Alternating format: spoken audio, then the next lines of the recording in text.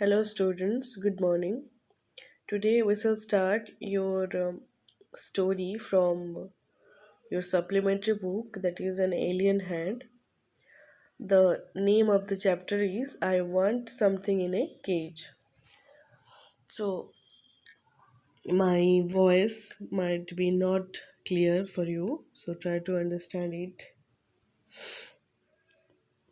So, the chapter name is I Want Something in a Cage.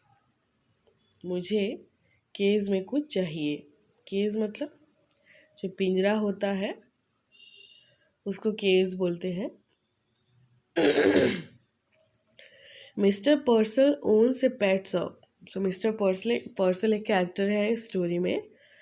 उनका एक pet shop है. Pet shop मतलब जो पालतू जानवर होते हैं उनका एक दुकान है. There is constant noise of screeching and twittering in the shop but mister Purcell is happily unaware of it. So दुकान में ऑब्वियसली पेट्स बहुत सारे रखे हुए हैं, पालतू जानवर और बर्ड्स रखे हुए हैं, तो उनके तो आवाज़ सुनाई देंगे ही, लेकिन मिस्टर पर्सन उनको ध्यान ही नहीं देते. One cold morning a strange customer calls. तो एक सुबह में एक अजीब सा कस्टमर आता है उनके दुकान में. Mister पर्सल did not believe in ghost. वो घोस्ट पर बिलीव नहीं करते.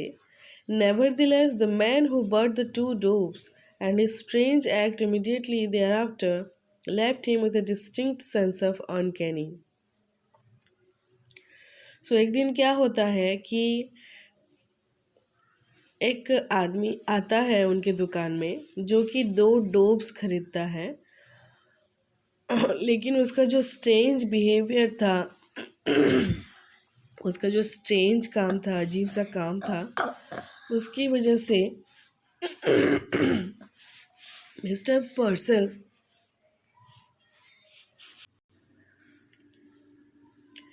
उसकी वजह से मिस्टर पर्सल थोड़ा अनयूजुअल फील कर रहे थे. As though behind his departed customer there had lingered the musty smell of an abandoned haunted house.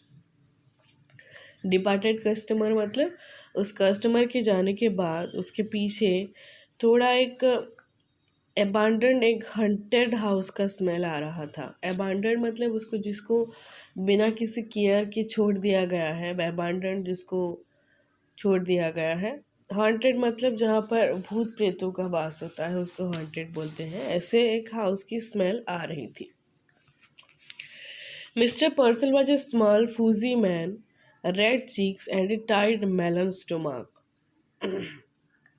उनका डिस्क्रिप्शन दिया गया है. वो एक छोटे से आदमी हैं. उनके रेड चीक्स हैं और मेलन टाइप का एक स्टोमक है. Large glasses magnified his eyes so as to give him the appearance of a wise and genial owl.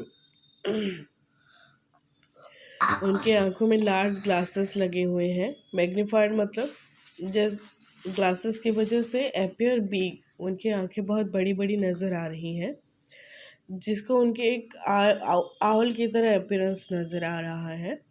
He owned A pet shop. उनका एक पेट शॉप था. ही sold cats and dogs and monkeys. He dealt in fish food and bird seed, prescribed remedies for ailing canaries, and displayed on his shelves long rows of ornate and gilded cages. So उनके दुकान में क्या क्या थे? Cats, dogs, monkeys थे, fish food था, bird के seeds थे और रेमेडीज़ भी रखे हुए थे एलिंग कैनरीज के लिए. कैनरी एक स्मॉल येलो बर्ड होता है जो कि गाना गाती है, सिंगिंग बर्ड है. एलिंग मतलब बीमार. और उनके सेल्फ में बहुत ही ऑर्नेट और गिल्डेड केजेस भी रखे हुए थे. मतलब ऐसे जो जहाँ पर बाउंड्रीज होते हैं केजेस में, ऐसे पिंजरे रखे हुए थे. He consider himself something of a professional man. वो खुद को एक प्रोफेशनल की तरह ट्रीट करते थे. A constant stead of movement perfected his shop. Stead of movement, whisper, twitter, sly rustling, squeals, cheeps, and sudden squeaks. ये जो सारे हैं ये जो एनिमल्स रखे हुए थे, बर्ड्स रखे हुए थे, उनके आवाज़ होते हैं स्क्वेक्स, ट्वीटर्स, रसलिंग, स्क्विल्स, चिप्स। ये सारे आवाज़ें होती हैं जो बर्ड्स और एनिमल्स वो अपने पेट्स शॉप में रखे हुए थे। Small feet scampered in frantic circles, frightened, bewildered, blindly seeking across the silk pulsed his endless flicker of life.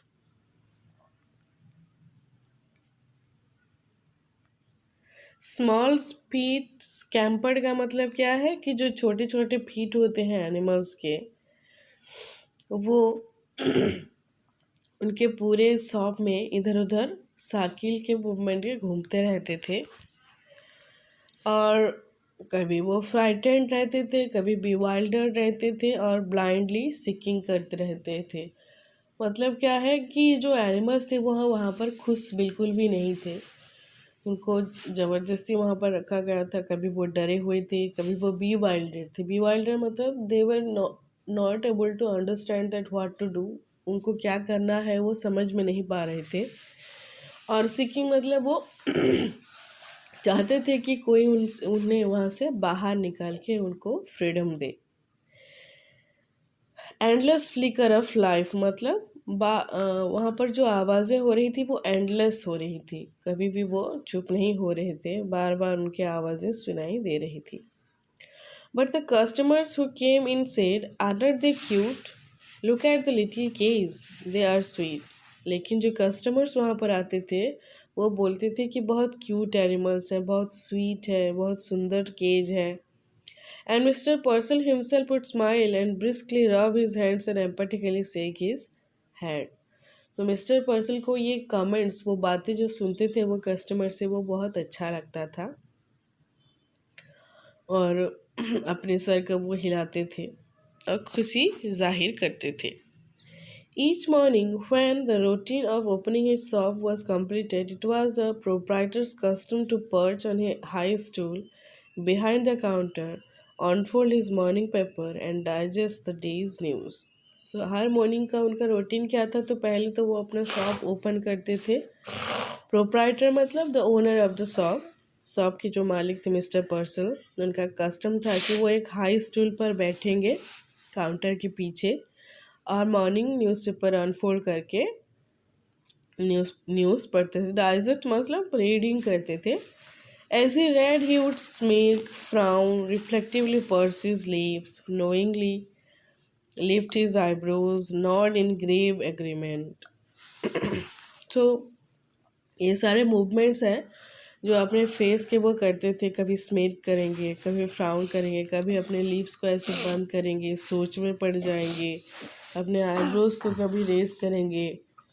उसकी वजह से ये सारे एक्सप्रेशंस न्यूज़ पढ़ने की वजह से उनके फेस पर आते थे।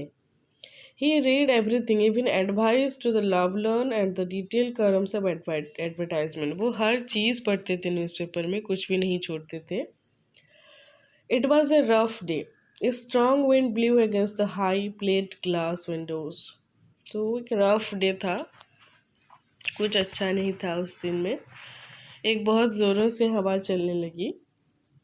Smoke filmed the wintry city and the air was grey with a thick frost. पूरे शहर में स्मोक फिल हो गया था और फ्रॉस्ट भी, धुआं।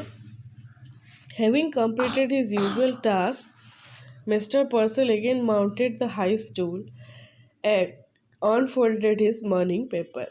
So अपना डेली रूटीन करने के बाद, शॉप ओपन करने के बाद वो फिर से पेपर पढ़ने के लिए स्टूल में बैठ गए। He adjusted his glasses and glanced at the day's headlines. Days का हेडलाइंस जो थे उस पर उन्होंने नज़र डाली। Chirping and squeaking and mewing vibrated all around him. वो जो सारे साउंड्स थे सारे वाइब्रेटेड हो रहे थे उनके चारों तरफ। Yet Mr. Purcell heard it no more than he would have heard the monotonous ticking of a familiar clock.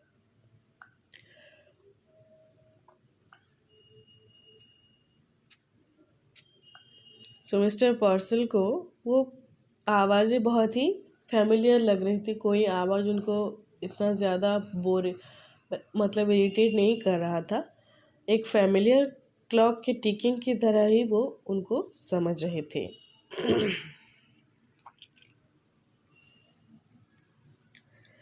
There was a bell over the door that jingled whenever a customer entered. तो door पर एक bell हुआ करता था जो कि कोई भी कस्टमर आने पर आवाज़ करता था। This morning, however, for the first time, Mr. Purcell could recall it failed to ring. पहली बार उनको लगा कि कोई कस्टमर आने पर भी वो बेल रिंग नहीं हो रहा है। Simply he glanced up and there was the stranger standing just inside the door as if he had materialized out of thin air. सो यहाँ पर जो कस्टमर आ रहा है उसको एक घोस्ट की तरह यहाँ पर डिस्क्राइब किया गया है, लेकिन वो कोई घोस्ट वोस्ट नहीं होता है।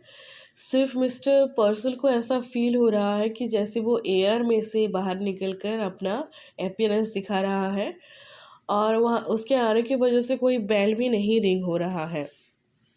The store keeper slid off stool, वो स्लाइड करके नीचे उतरते हैं स्टूल में से। From the first instant, he knew instinctively, unreasonably, that the man hated him, but out of habit, he rubbed his hands briskly together, smiled, and nodded. Good morning, he beamed. What can I do for you? So, उसके पहले appearance से ही mister पर्सल को पता चल गया उस customer के expression से कि वो आदमी मिस्टर पर्सल को हेट करता है। लेकिन फिर भी एक शॉपकीपर होने के नाते उन्होंने फिर से अपने हाथों को रब करके थोड़ा सा स्माइल देके उन्होंने पूछा कि what can I do for you, मैं आपके लिए क्या कर सकता हूँ। Student, unit 1 ends here and we shall see the question answers.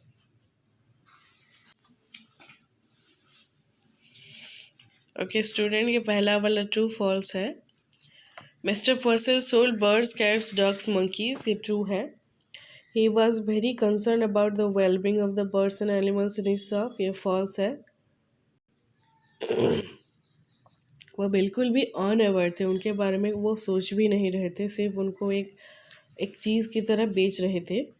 He was impressed by the customer who bought the 2 doves, no ये भी false है। और he was successful shop owner though insensitive and as a cold person, ये भी false है। सिर्फ वो customers को ग्रीट अच्छी तरह से करते थे। Why is mister Purcell compare to an owl, उनके अपीयरेंस की वजह से उनको आउल की तरह कंपेयर किया गया है क्योंकि वो एक मैग्नीफाइड आइज थे उनके, और जो ग्लासेस की वजह से बहुत बड़े बड़े दिख रहे थे। यहाँ पर ऐसा लिखा हुआ है। From the third paragraph pick out words associated with cries of birds.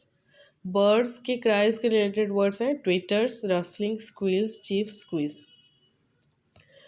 Words associated with noise हैं flicker और scamper. Words suggestive of confusion and fear, frantic, frightened, bewildered, blindly seeking.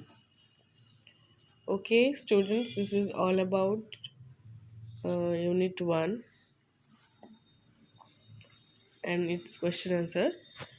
And understand the video and do the question answers in your copy. Thank you. Bye.